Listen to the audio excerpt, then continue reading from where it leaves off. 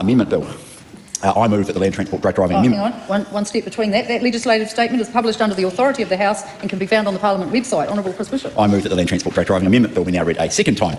First of all, Madam Speaker, this is my first speech as the newly appointed 3 days in Minister of Transport, and I want to start by acknowledging the work of my predecessor, the Honourable Simeon Brown, who's, I was going to say moved on to better things, but I'm not sure that's necessarily true, but he's moved on to a different portfolio, and I picked up the mantle of the government's important work in transport and infrastructure. And I want to start by acknowledging him and the work that he and the team at MOT and police did on this piece of work. And I also want to acknowledge the Transport Infrastructure Select Committee, very ably chaired by Andy Foster, and sound contributions from across the House. And I want to thank everyone who made a submission on this bill. In particular, I want to thank Dr Helen Paulson from the Institute of Environmental Science and Research, ESR, for her invaluable expert advice on this very technical piece of legislation. Madam Speaker, I should say, alcohol and drugs, as I think most members will know, are the #1 contributing factor in fatal road crashes in New Zealand. In 2022, they were contributors to 200 fatal crashes on our roads. And despite this, police have no way to undertake saliva testing for drugs at the roadside, and only 26% of drivers think they are likely to be caught while driving under the influence of drugs. So just reflect on that. 75% of people think that they are unlikely to be caught while driving under the influence of drugs. Now, as members will know, this issue of saliva roadside oral fluid drug testing has a interesting history. I think I'm right in saying this is Parliament's third attempt at introducing roadside drug testing. The last legislation introduced by the previous government did not work, as there was no commercially available testing device that met the criteria. So we committed to solving this problem, and indeed that is what this bill does. So the amendments to the Land Transport Act are focused on creating a workable regime that reflects the capability of drug testing devices available. It enables oral fluid testing at the roadside to better detect and deter people driving after consuming and impairing drugs.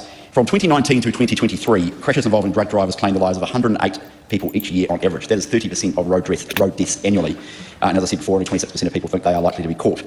So the detection and deterrence of drug driving, complementary to the successful alcohol breath testing regime, which I might note in passing, Madam Speaker, was controversial when it first introduced. And it is actually instructive to go and read the Hansard back from the 1990s, when Parliament made the far-sighted decision to say too many people drink and drive, you need a deterrence and a detection system out there to make sure that fewer people do it and that those who do get caught and then get punished.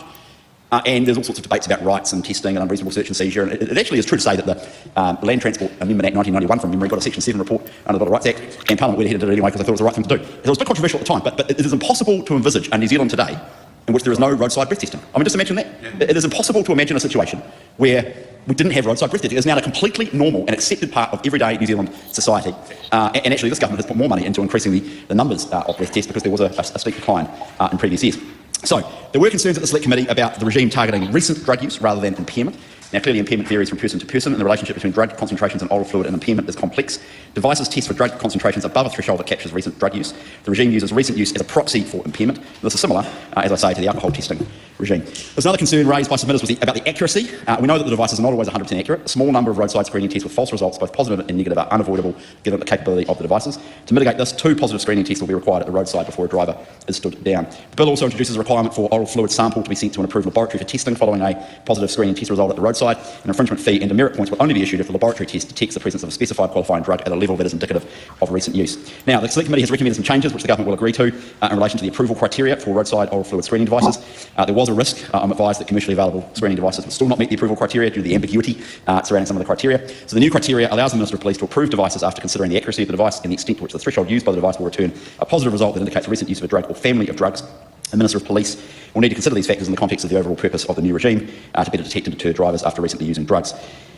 The bill, as reported back, requires the Minister of Police to consider device accuracy in light of the requirements for screening oral fluid as set out in the relevant provisions. The provisions require 2 positive screening tests at the roadside before a person is prohibited from driving for 12 hours. This is intended to mitigate the possibility of action being taken at the roadside because of false positive screening test results.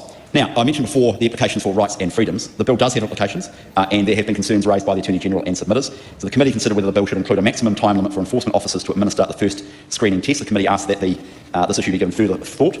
The government has thought about these concerns, and we appreciate them. We are not proposing to amend the bill in this way because of the range of factors that influence the length of time taken to complete a screening test. For example, the time for the device to return a result, the cooperation of the driver, the ability of the driver to produce enough oral fluid.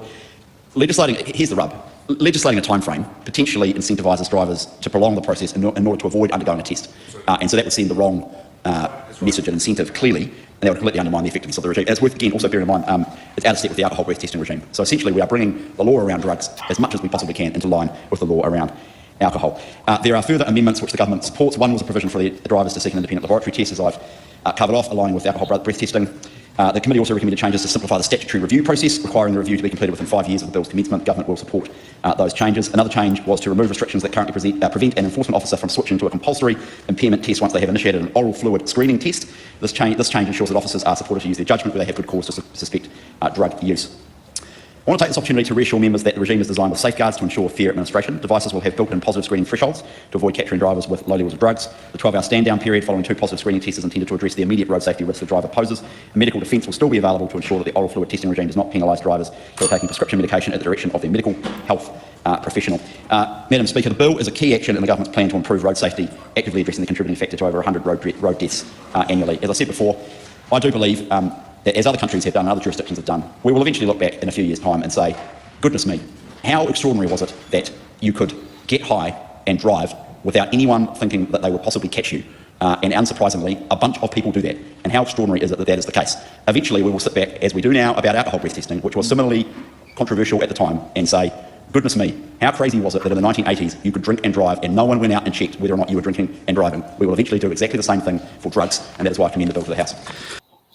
And I mean, the same thing can also be said about the time of day before you had to wear seatbelts in cars. It's not comparable to drink, though. It's not, because drugs can hang around in the body for much longer, right, than, say, alcohol. With a breathalyzer test, you can detect alcohol, right? Yeah, and it's a near instant, for the yes or no is an instant result. And you get it while the person's impaired, right, or the person's already has problems with their driving. The problem with drugs is that you could take a medication that can be in your system for up to a couple of days, and if you get detected when you're not high and you're still safe to drive, still able to drive, you could be docked for you can't drive for 12 hours. And let's say you go through another test again, and this drug is still in your system, and it's like another 12 hours. I mean, put it this way, the saliva testing is based on what's on the tongue. That's not based on what's in the blood. I mean, we do not have the ability at this point to actually test impairment level based on blood results on the side of the road. I'll probably say we can probably, in theory, for a RATS test, there is a test that you can do HIV, and there's a test you can do syphilis that you can test on sorrow, but that just gives a yes or no answer. That doesn't actually state what the blood level is in your bloodstream. And that's something that hasn't actually been looked at as the bill is, is there rapid blood testing for that sort of stuff as well? By the sounds of it, it's just stopping at saliva. Well, the blood tests have to be voluntary. Pretty sure they have to be voluntary. So there are a couple of problems with this bill. I actually looked at the Law Society submission, and they brought up some really good points that align with the Attorney General's concerns. So this is the unreasonable search and seizure, the liberty of the person, and the right to be presumed innocent till proven guilty according to law. That's the biggest one, by the way, 25 subsection C of the Bill of Rights. It's, there's uncertainty about the reliability and the accuracy of the oral fluid testing devices. And so there are concerns that, they can actually pick up the detection. They can actually detect whether the drug is still in your system, even though you may not be high or impaired to the point that you can't drive. And I mean, also the other thing is, if you take mouthwash, does that play around with a potential result? Oh, that's a good question. Because mouthwash can play around with a breath test result, causing a false positive. It's possible. I didn't really look into that, but you know what I found really odd about Chris Bishop's stats and figures that he was quoting? They were coming he would have got them from Simeon. Yeah, they came from 2022. I mean, we've got access to data. I mean, I just looked up the data, and I'll chuck it in the chat. I think the principle behind this bill on a previous attempt was in the last government. Oh, okay, 2022. Yeah. So I think this is one of those bills that didn't quite get there, but was in the working process. New government came on, new government looked at the old bill and went, we want to continue that. And it is evident when it comes to the voting at the end. Labour supports it. Only Te Pāti Māori and the Greens don't. Yeah, I mean, there are a couple of reasons for that, and one of them is lack of public consultation as well with this bill. So I again, reading through the impact statements, And I know where he's got that stat from when he says, 75% of drivers, whatever, thought that, they're not going to get caught doing drug driving. That came from a survey that the University of Waikato did back in 2017, which found that 60% of drivers thought people were likely to be caught by police for drink driving, but only 26% thought they were likely to get caught for drug driving. But the problem is when you use stats like that, that's almost 10 years old. Perceptions may have changed since then. I don't know. It would be good to get another survey. This was an example when Wellington's. This is not drug driving related, but when the introduction of the electronic speed signs on the Wellington Urban Motorway, when the smart motorway kicked in, some people thought the electronic signs weren't the speed limit, but a recommendation.